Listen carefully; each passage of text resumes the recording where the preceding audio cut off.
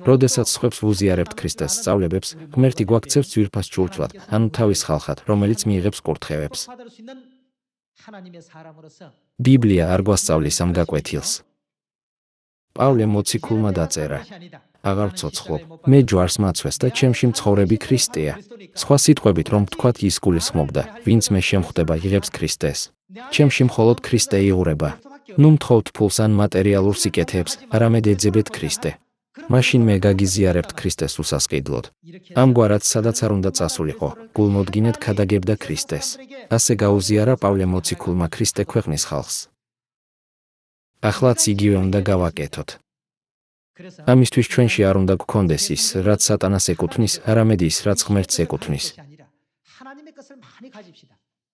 მხოლოდ მაშინ შეგვიძლია მივცეთ მომავლის იმედი ჩვენს ოჯახებს, საზოგადოებას და მსოფლიოში უბედურ სულებს.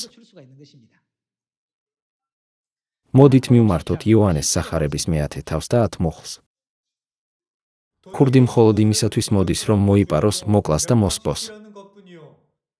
მე იმისთვის მოვედი, რომ სიცოცხლე ჰქონდეთ მათ და უხვად ჰქონდეთ.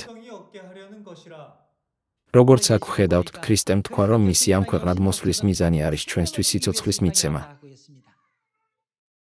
წარმოიდგინეთ, რომ მსოფლიოში ყველაფერი მკვდარია. თქვათ, ღვთისმსახურების შემდეგ გამოხვედით გარეთ და ქუჩა ისეთი წყნარი იყო, რომ ქინძის თავის დაცემა ისმოდა.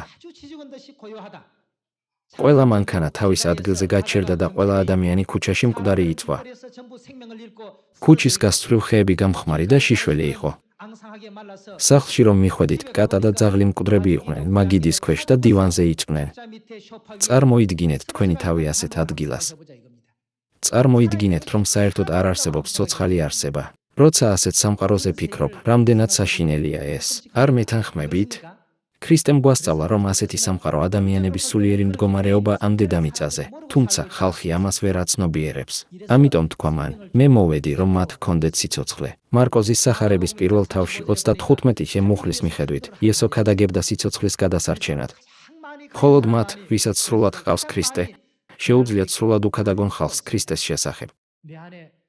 ავივსოთ ქრისტე, რათა გქონდეს ქრისტეს აზრები, აზროვნება და სული.